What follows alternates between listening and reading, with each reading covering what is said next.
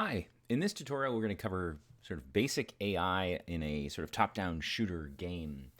We're not going to talk about how players should move or enemies should move, all that kind of stuff. We're just going to talk about the sensing aspect of it. All right, so I have a blank Unity scene here. I've called it AI just because. And I'm going to need a couple of things. So the first thing I want to do, I'm going to use some sprites that are easy to come by. I'm going to grab this, let's see, I'm going to grab the Flappy Bird script here, or excuse me, the Flappy Bird sprite here, okay? And I'm going to use a component that I've already kind of baked called the top-down player controller. And it involves moving this Flappy Bird via a rigid body. So we're going to just use the input system. Not going to show you exactly how that works, but okay, so Flappy Bird can move around. All right. I'm going to give Flappy Bird a little bit of linear drag, though, so it doesn't just continuously fly all over the place. All right, now I'm going to need an enemy. So for the enemy, I have this other sprite. It's just an eyeball, and we're going to use this eyeball to kind of figure out, to follow our Flappy Bird here. All right, so what we want to do, one of the main things is we want to establish this relationship between the Flappy Bird and the eyeball. All right, so the eyeball we're going to just refer to as eyeball, just to make life a little bit simpler here. Eyeball. And we're going to add a component called basic AI tracker. Right? And this is going to be a C# script, of course, because that's what we like to do. And no, I'm not going to use the top-down player controller. We're going to look at our basic AI tracker, which starts off, of course, with nothing. So just to make it life interesting, we are going to have the AI eyeball rotate to look at the player, right? So it's going to be really, really, really smart. It's going to look at the player no matter what. How am I going to do that? Well, this is the way I like to do it. Transform dot up. Now this is going to depend, transform up or transform dot right. Let's look at our eyeball here. Right? If you look at the eyeball and we look at its coordinate system here, we're looking at its local coordinate system. So it has this up, this is this light greenish, yellowish, arrow here. This is its up vector. And it also has a right vector, right? You might think of it as X and Y, but this one is basically the right vector, what we would think of as being the X direction or the Y axis, right? So that's the one we're interested in, the right vector. So, the right axis.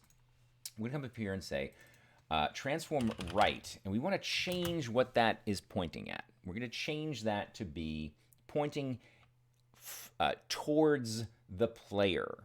Right? So to do that, I'm going to need a way to track the player itself. So let's have a public game object called player, right? Or we can even call them object to track. How much more obvious can we be, right? Okay. So what we want to do is to figure out the object to track, what the new vector is going to look like. We're going to say object to track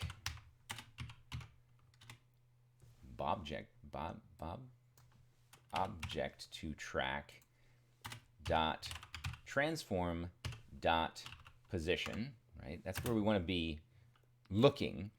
And to look in that direction, what we're going to do is we're just going to basically subtract our transform position. Okay, that actually gives us a vector that is going to be pointing from our position to the other position, right? To the tracked object's position. What I like to do is take this extra step and do this and say normalized, right? That just means it's going to be a unit direction, right? It's going to be 1. So it's not going to have any magnitude. The magnitude is just going to be 1. All right, so right off the bat, if I haven't done anything too crazy, now in the game, the eyeball should rotate. It should, but it's not. Should rotate towards there. Oh, well, because it doesn't have a game object that it's tracking here, of course. So we want to tell it, okay, track the Flappy Bird. All right, that makes more sense. All right, so look, sure enough now, our eyeball is tracking the Flappy Bird. Wonderful. Now, that's all fine, but it's doing that no matter what, right? So I can't sneak up on it. It didn't matter where I was in the first place. Like, if you look here, even, the Flappy Bird is behind the eyeball, right? So the eyeball shouldn't know about the Flappy Bird, but of course it does, because the eyeball is super smart. The first thing it does is say, okay, what's the position of the Flappy Bird? Go look at it, right? So that's not cool. And another thing that could happen that we're going to set up this scenario is that, well, imagine in our world here, we're going to grab another sprite, and the sprite we're going to use is this plank. Right? We're going to grab this plank, bring it into our scene, and just for the heck of it, we're going to rotate it 90 degrees. No, not position. We're going to rotate it, like I said, 90 degrees, and we're going to put it right here. So that, in theory, of course, what should happen is that the eyeball shouldn't see the Flappy Bird because it's going to be hiding behind this plank. We're going to do a little bit more to that plank. We're going to also add a collider, a box collider 2D on there. And that's going to mean, okay, this is a object the Flappy Bird shouldn't be able to cross through it, and the eyeball shouldn't be able to see through it, right? So that has that collider on here in our game now. Of course, our Flappy Bird, well, he's still going through there. That's not great. So Flappy Bird also needs a collider, right? He already has a rigid body. Add a component. We're going to add a capsule collider 2D to Flappy Bird over here. And let's edit that. And is it vertical by default? I think it is. We're going to have to make it horizontal. A little bit to fit our Flappy Bird here. Oh, Flappy Bird.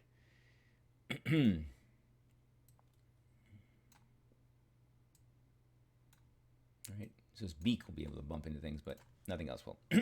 All right, so now, boom, Flappy Bird hits that, and Flappy Bird can't get past. All right, so we want it so that the eyeball can't see past there, and that the eyeball is not going to immediately know that Flappy Bird is there. So eyeball should have some sort of directionality to the eyeball. And we know what that directionality is. That the directionality is that transform.right. That's the way the eyeball is facing. And the thing is, we don't want to immediately change that eyeball the way it's facing as if it knows what's behind it. So for that, what we use the dot product, which tells us the similarity between the similarity between two vectors, right? If they're the same, two unit vectors that are the same basically wind up with a dot product of 1. If they're in opposite directions, they wind up with a dot product of -1. If they are perpendicular, they have a dot product of 0.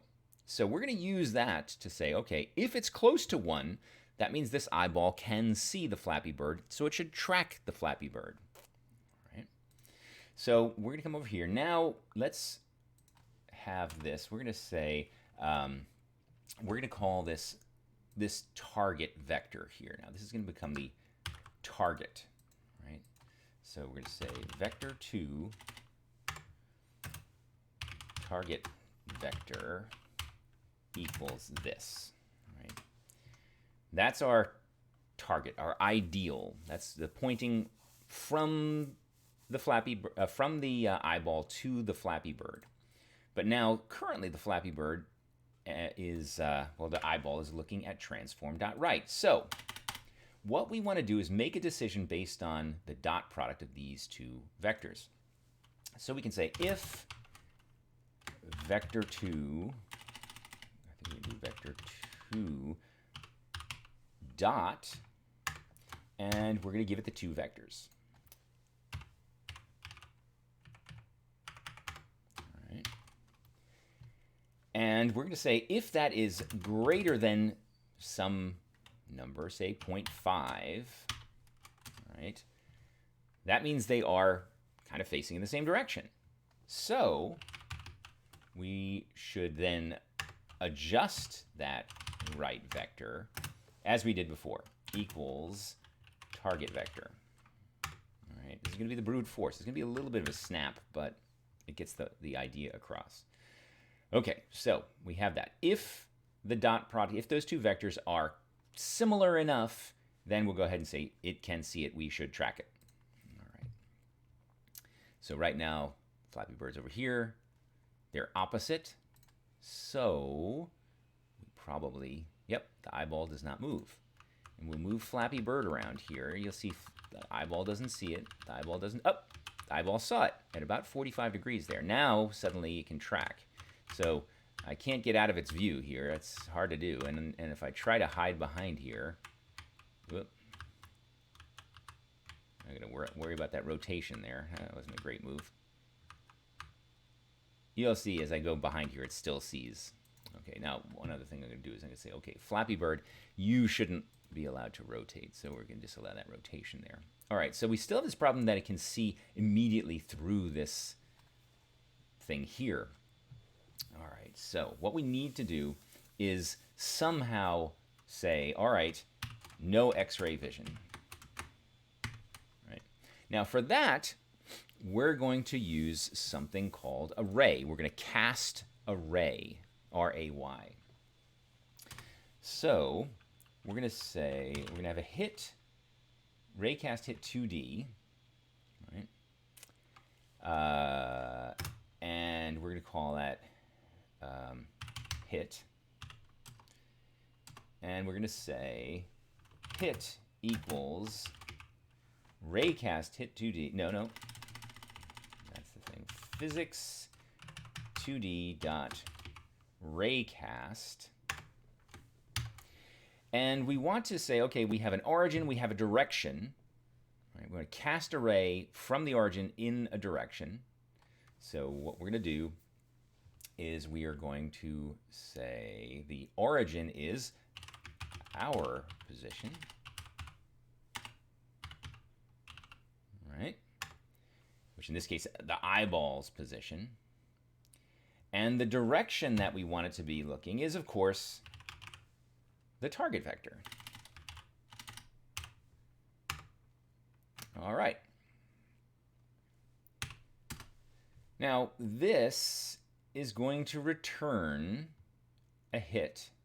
And what is the hit going to be? Well, we can say if hit is not equal null.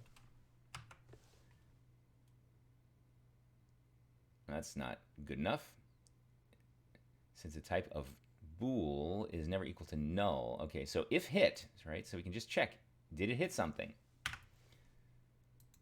Now the question is, okay, if it did hit something, what did it hit? It's not okay if it hit the whatchamahoo's, it's the plank. We want it to be, okay, if hit dot what? Game object? No. Hit dot name, hit dot collider, game object equals target. No, object to track. All right. So now we're saying if the collision, that was this hit our object to track, then that's the thing. Now, one of the weird things we're going to have happen here right away, though, is that it's never going to actually find that because of a default thing that Unity does, which says, okay, when you are using RayCasting, oh, actually, it's already set for this project. All right, you'll see I can hide behind here. The moment I hide behind, oh, you can't see me. And there it goes. Now it can see me. Now it can't. Okay. The one thing, if you have a problem with that, you want to go to Edit, Project Settings, and Physics 2D. You'll see here It says queries start in colliders. You don't want that to be set. You want that to be blank. That means that the ray, our ray query here, right, it's not going to hit itself, right? Just in case it has a collider on itself, we don't want it to hit that. We only want it to hit external things. Right? So the plank, the bird, that it can hit. All right, so now we have, that's the very basics of our collision. All right, so if we can get its attention here, all right, it can see us now. And we hide behind here, it can't see us. And, oh, now it can. Okay. And let's see, I can hide around the other way too. Zip, can't see me. All right, because it checks against that direction to see, is it looking in that direction? Like right now, if I did that ray cast, that ray would be, yeah, sure, there's a clear line of sight there, but it's not looking in that direction. All right, so we need those two checks. Now, the other thing you'll see that it does go off to sort of infinity here. It can see me at any distance. So you might want to limit the distance that the ray can see. All right, so like in our case here, where we're checking the transform position against the target vector, there's other overloads here for this one, this 7 overloads here. So let's click on RayCast, and you'll see there's a whole bunch of different versions. Origin, direction, then there's origin, direction, distance. Right? So we could say, okay, what is the distance of our ray that we want to cast? Right? So let's change that so we have a distance of some value. So we'll go over here and we'll put in a distance of what, like 3. So it will only look a certain distance. All right, and we'll hit play.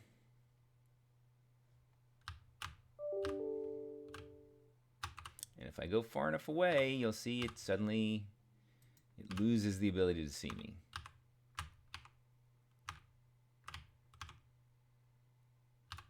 All right. If you want some help visualizing these things, we can use some debug statements in here. So let's do this. Let's say, all right, debug line, draw line. And we can draw a line from a point to another point. So let's draw a line from our current position to the object's position. All right. So we can do that. And now we'll have we'll call that even color dot capital color dot white, typical line. All right, and then we'll do some things in here. We'll say, all right, if that changes, if the dot product is good enough, we're going to say dot red, and if we hit it, we'll say blue. Okay, so it'll be white all the time. There should be a white line. There'll be a red line if the dot product is good enough. And there'll be a blue line if there's a clear line of sight. Just so you can kind of see what's going on now. Right? This is going to be in our scene window. So let's switch over to the scene. There it is. You see our white line. And we'll go ahead, we'll put this over here so you can see the two of them at the same time. So then you'll see a blue line, right, if it can see both. But we'll come over here and we'll say, okay, it's a red line now because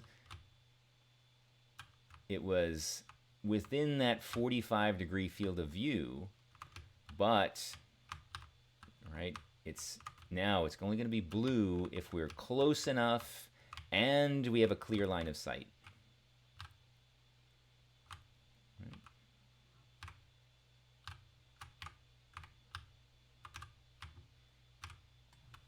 right. That should give you some good food for thought, fuel for something.